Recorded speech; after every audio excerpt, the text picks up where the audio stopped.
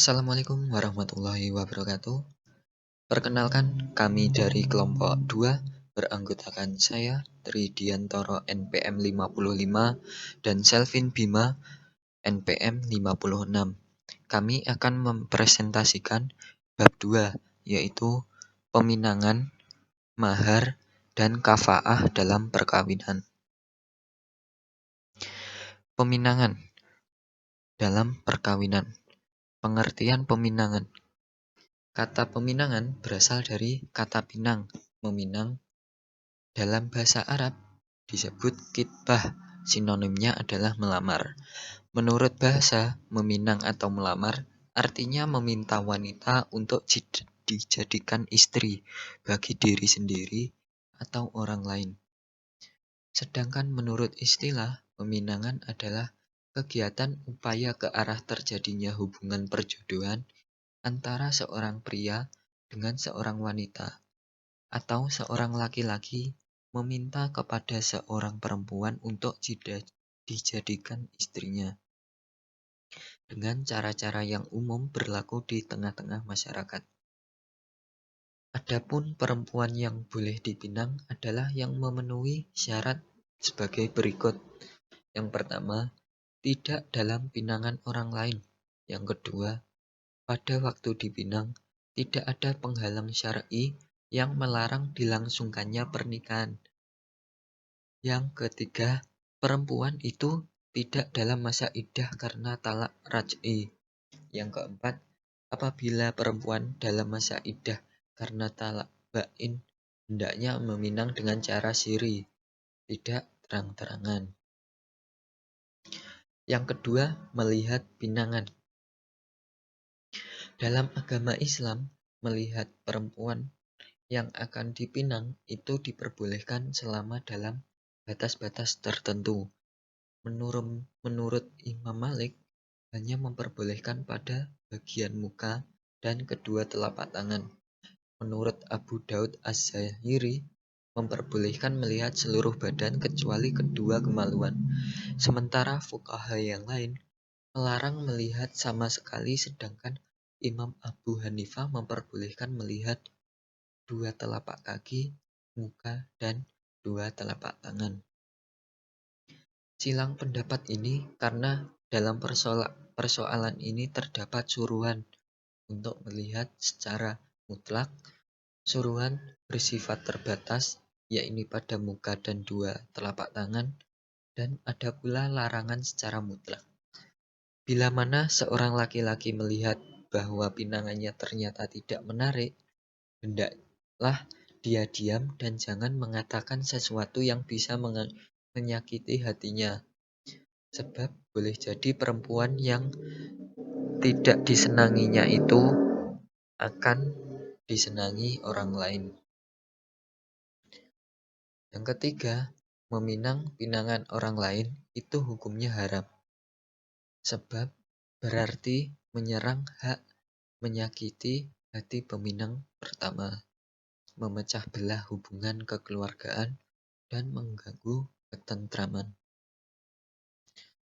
Meminang pinangan orang lain yang diharamkan itu bila mana perempuan itu telah menerima pinangan pertama dan walinya telah dengan terang-terangan mengizinkannya, bila izin itu memang diperlukan.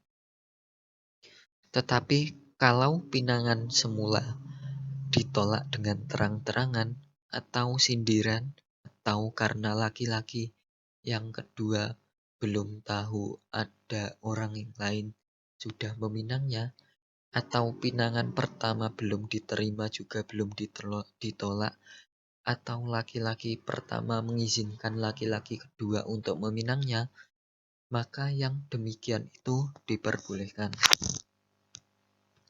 Jika pinangan laki-laki pertama sudah diterima, namun wanita tersebut menerima pinangan laki-laki kedua kemudian menikah dengannya, maka hukumnya berdosa, tetapi pernikahannya sah. Sebab yang dilarang adalah meminangnya. Sebab meminang itu bukan merupakan salah satu syarat sah nikah. Adapun mengenai waktu pelaksanaan pernikahan, Para fuqaha berpendapat waktunya adalah ketika masing-masing pihak, peminang dan yang dipinang, sudah cenderung satu dengan yang lainnya, dan bukan pada waktu awal meminang. Selanjutnya, meminang perempuan yang sedang masa iddah. Meminang mantan istri orang lain yang sedang dalam masa iddah, baik karena kematian suaminya, karena talak raj'i maupun talak bain, maka hukumnya haram. Jika perempuan yang sedang masa iddah karena talak raj'i, maka ia haram dipinang, karena masih ada ikatan dengan mantan suaminya, dan suaminya itu masih berhak merujuknya kembali sewaktu-waktu ia suka. Jika perempuan yang sedang iddah karena talak bain, maka ia haram dipinang secara terang-terangan, karena mantan suaminya masih tetap mempunyai hak terhadap dirinya, juga masih mempunyai hak untuk menikahinya dengan akad baru. Perempuan yang sedang masa iddah karena kematian suaminya, ia boleh dipinang secara sindiran selama masa iddah, karena hubungan suami istri di sini telah terputus, sehingga hak suami terhadap istrinya hilang sama sekali. Sekalipun demikian, dilarang meminang dia secara terang-terangan untuk menjaga agar perempuan itu tidak terganggu dan tercemar oleh para tetangga, serta menjaga perasaan keluarga yang meninggal dan para ahli warisnya.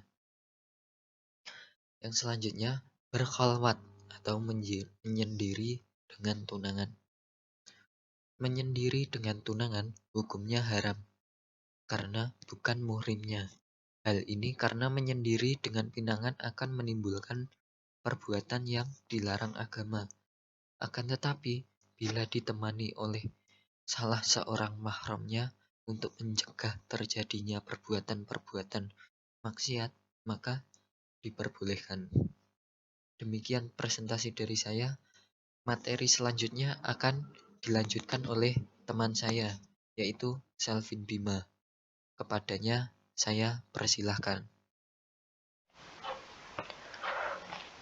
Selanjutnya saya akan membahas mahar dalam perkawinan.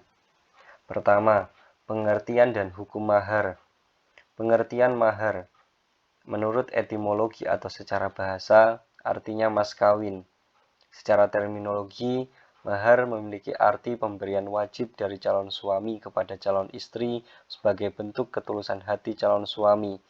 Mahar bisa berbentuk barang atau jasa, seperti memerdekakan, mengajar, dan sebagainya. Hukum mahar. Menurut Imam Syafi'i, bahwa mahar adalah sesuatu yang wajib diberikan seorang laki-laki kepada perempuan untuk dapat menguasai seluruh anggota badannya. Menurut Imam Malik, mahar sebagai rukun nikah, maka memberikannya adalah wajib.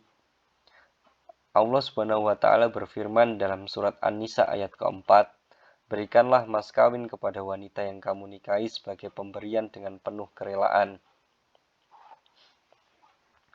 Kedua, syarat-syarat mahar. Harta atau bendanya berharga. Tidak sah mahar dengan sesuatu yang tidak berharga, walaupun tidak ada ketentuan mengenai banyak atau sedikitnya mahar. Apabila mahar sedikit tapi bernilai maka tetap sah. Kemudian barangnya suci dan bisa diambil manfaat. Tidak sah mahar dengan khomer, babi, atau darah, karena semua itu haram dan tidak berharga.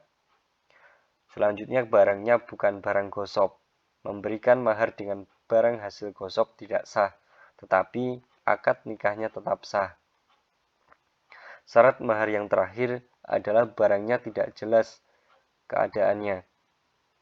Tidak sah mahar dengan memberikan barang yang tidak jelas keadaannya atau tidak disebutkan jenisnya. Ketiga, kadar atau jumlah mahar. Imam Syafi'i, Imam Ahmad, Ishaq, Abu Saud, dan fuqaha Madinah berpendapat bahwa mahar tidak ada batas terendahnya. Segala sesuatu yang dapat menjadi harga bagi sesuatu yang lain dapat dijadikan mahar. Mereka berpendapat sesuai dengan sabda Nabi Shallallahu Alaihi Wasallam, carilah walaupun hanya cincin besi, merupakan dalil bahwa mahar itu tidak ada batas terendahnya. Karena jika ada batas terendahnya, tentu beliau menjelaskannya. Kemudian Imam Malik dan para pengikutnya berpendapat bahwa mahar itu ada batas terendahnya, paling sedikit seperempat dinar emas murni atau perak seberat 3 dirham, atau bisa dengan barang yang sebanding berat emas dan dirham tersebut. Imam Abu Hanifah berpendapat bahwa paling sedikit mahar itu adalah 10 dirham. Kemudian menurut Ibnu Rus, mahar itu mirip dengan ibadah, yang dijadikan landasan dalam pertukarannya adalah kerelaan menerima ganti, baik sedikit maupun banyak. Hal ini sejalan dengan sabda Rasulullah SAW dari Amir bin Rabi'ah, sesungguhnya seorang perempuan Bani Fazarah kawin dengan mas kawin sepasang sandal. Rasulullah SAW bertanya kepada perempuan tersebut, relakah engkau dengan mas kawin sepasang sandal? Perempuan itu menjawab, iya. Akhirnya Rasulullah SAW meluluskannya. Keempat, memberi mahar dengan kontan dan hutang. Pelaksanaan membayar mahar bisa dilakukan sesuai dengan kemampuan atau disesuaikan dengan keadaan dan adat masyarakat atau kebiasaan yang berlaku. Mahar boleh dilaksanakan dan diberikan dengan kontan atau hutang. Apakah mau dibayar kontan sebagian dan hutang sebagian yang lain? Dalam hal penundaan pembayaran mahar atau dihutang, terdapat dua perbedaan pendapat di kalangan ahli fikih.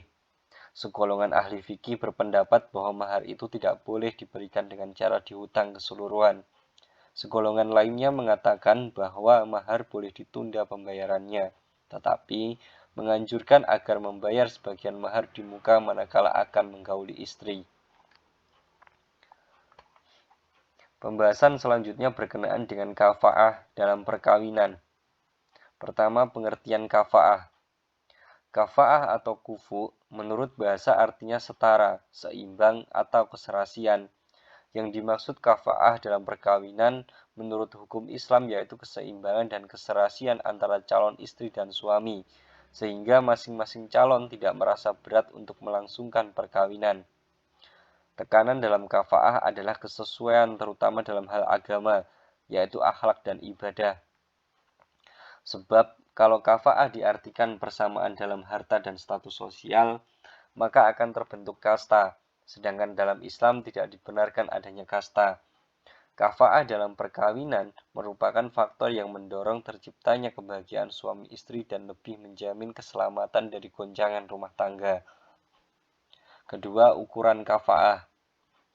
Masalah kafa'ah yang menjadi ukuran adalah sikap hidup yang lurus dan sopan, bukan karena keturunan, pekerjaan, kekayaan, dan sebagainya. Seorang lelaki yang saleh walaupun dari keturunan rendah berhak menikah dengan perempuan yang berderajat tinggi. Demikian presentasi dari kelompok kami. Bila ada kurangnya kami mohon maaf yang sebesar-besarnya. Sekian, wallahul muwaffiq ila aqwamit thoriq. Wassalamualaikum warahmatullahi wabarakatuh.